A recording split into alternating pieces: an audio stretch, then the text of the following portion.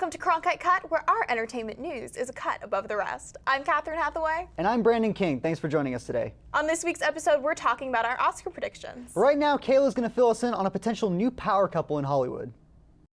Lady Gaga has a new man in her life. The pop music icon is supposedly dating her talent agent, Christian Carino. This comes after Gaga broke off her engagement to Taylor Kinney last July.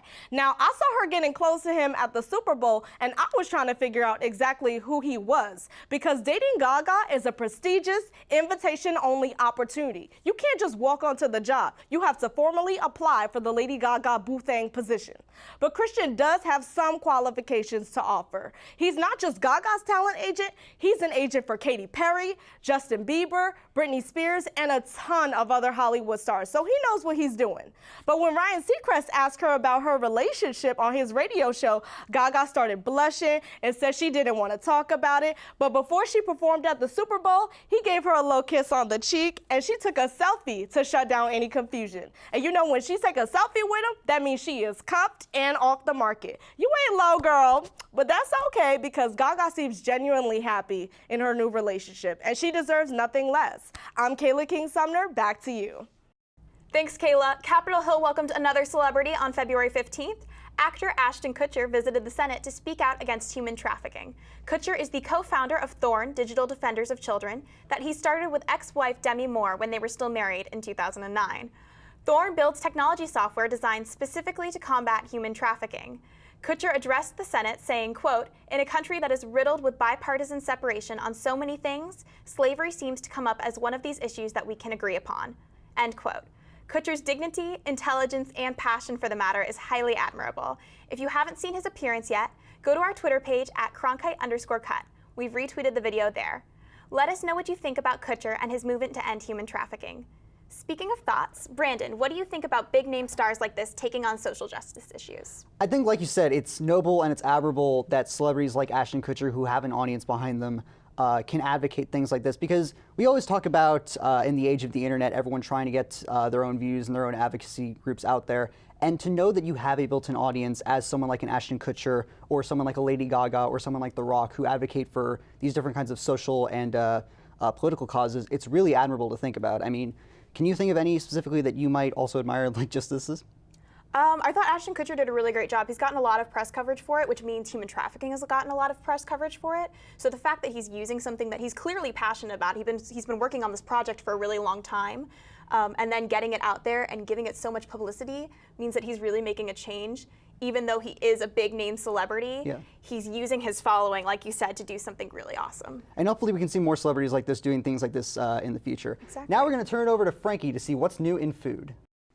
Some people are opting out of the Gravy Boat, China Collection, and his or her towels on their wedding registry. They prefer something cheesy. Domino's Pizza recently launched a wedding registry for all the literal pizza lovers. A spokeswoman from the company announced that the company wants to give pizza-obsessed couples the chance to register for something they both truly love as much as their partner.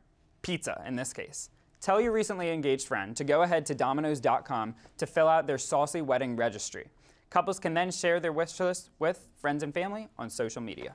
Another wedding idea for foodies is to make your wedding extra spicy with Taco Bell. Starting this summer, couples will be able to order their wedding vows right alongside the Doritos Crunch Wrap in the Las Vegas flagship store.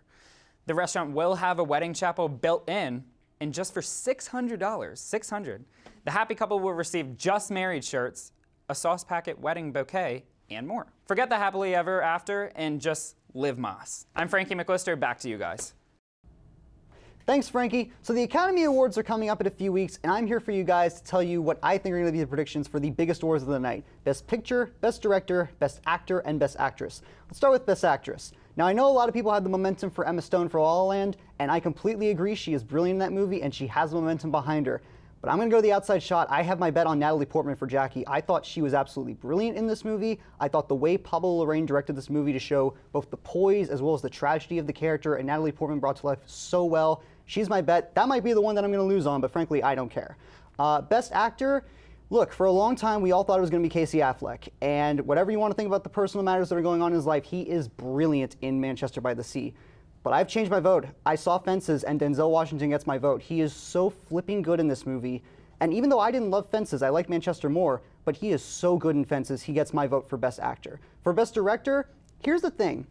I think it's going to go vice versa with Best Picture and Best Director. I don't like it when the Academy will say director and picture go to the same movie. So not like last year, but certain other years that has happened. So I think it's going to be if La La Land wins Best Picture, then Barry Jenkins for Moonlight will get Best Director, and vice versa. If Damien Chazelle wins Best Director, then Moonlight will win Best Picture.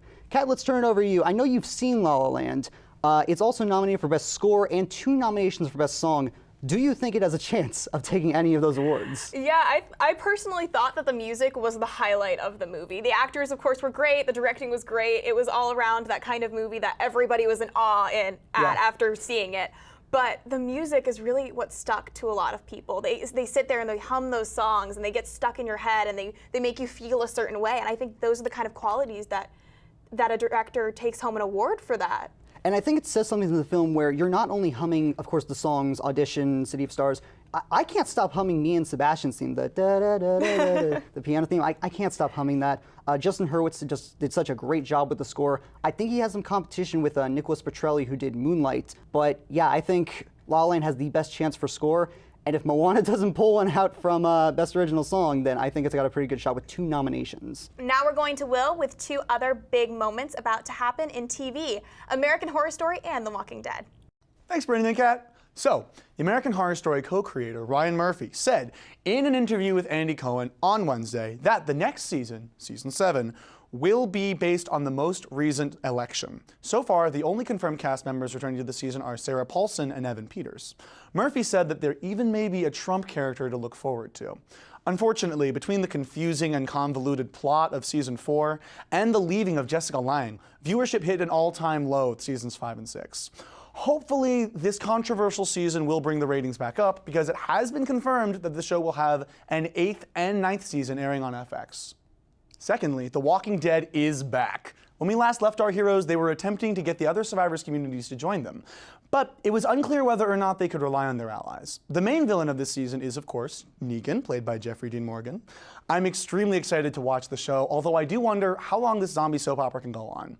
The enemies are hardly even the walkers anymore. Plus, with Glenn gone, it's like, what's even the point anymore? That's all I have for you this week. I'm Will Weinstein, and it's back to you, Brandon and Kat. Thanks, Will. That does it for this week's episode of Cronkite Cut, but we're always online and on social media, so check us out at Cronkite_cut.